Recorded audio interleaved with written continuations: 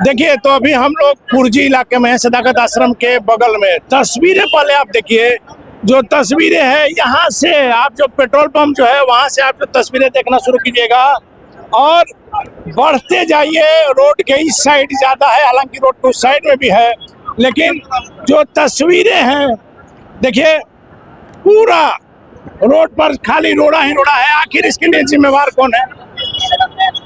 देखिए, संजय गुप्ता जी हैं विधायक जी, सरेआम रोड पर गुंडई हुई है। ये तो कांग्रेस अराजकता और गुंडई के लिए ही जाना जाता है। दोनों तरफ से संसद में दोनों तरफ से हम लोग तो वहाँ से शांतिपूर्वक तरीके से प्रदर्शन कर रहे थे कांग्रेस के खिलाफ, जो वो विरोध के नाम पे अराजकता देश में फैलाना चाहती है। लेकिन उनके गुंडों ने लाठी और डंडा और पत्थर का पूरा इंतजाम करके रखा था। हम लोग को हेलमेट पहनना पड़ा सर। क्या करिएगा, कांग्रेस के जमाने में इसी बिहार में और देश में क्या क्या नहीं पहनना पड़ा है।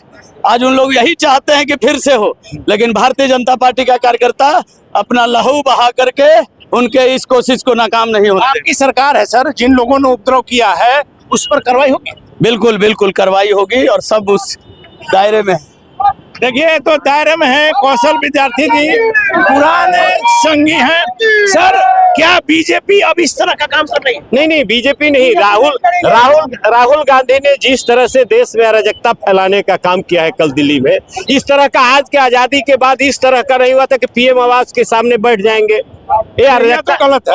और राहुल गांधी ने अर्बन नक्सलियों के साथ मिलकर देश में अराजकता फैलाना चाहते हैं। लेकिन कौशल जी हमारे सामने, हमारे पास दोनों साइड का फुटेज है, दोनों तरफ से लाठियां चली है, दोनों तरफ से पत्थर चला। नहीं, कोई अगर मारेगा, हम लोग शांतिपूर्ण प्रदर्शन का मेरा घोषणा था और उस पर हमारे कार्यकर्ताओं पर ईंट पत्थर चल रहा है। तो आप लोगों ने भी मारा? नहीं, हम लोगों ने मारा नहीं, किसी ने मारा नहीं।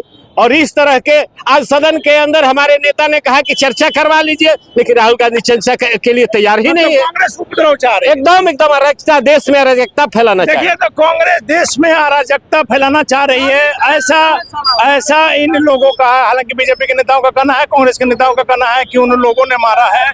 लेकिन सबसे जो महत्वपूर्ण बात है, किसका दोष है यह तो जनता तय करे। हमने लगातार कहा कि मीडिया दोष सिद्ध नहीं करेगा, मीडिया सिर्फ तस्वीरें दिखाएगा। लेकिन जो रोड पर जो यह तस्वीरें है, ईंटा का टुकड़ा बता रहा है कि हजारों की संख्या में यहाँ रोड़ेबाजी हुई है और कई लोगों के सर फूटे हैं, कुछ मीडिया कर्मियों के भी सर फूटे हैं। वैसे में लगातार हमने कहा है कि लोकतंत्र में आप विरोध दर्ज कीजिए, एक दूसरे से आपका विरोध हो सकता है, मतभेद हो सकता है, लेकिन इस प्रकार की तस्वीर लोकतंत्र में कतई स्वीकार्य नहीं है। जब एक दूसरे पर लाठी चले, डंडा चले, इसी आक्रोश में अगर गोली चल जाती है तो आखिर इसका जिम्मेवार कौन होगा? बीजेपी के कार्यकर्ता कह रहे हैं, नेता कह रहे हैं कि कांग्रेस की तरफ से चला है, कांग्रेस के नेता कह रहे हैं कि बीजेपी की तरफ से चला है, लेकिन घायल दोनों तरफ के लोग हुए हैं, मीडिया कर्मी भी हुए हैं। वैसे में दोषियों की पहचान सम्राट सरकार करके उन पर क्या कार्रवाई करती है, यह देखने वाली बात होगी।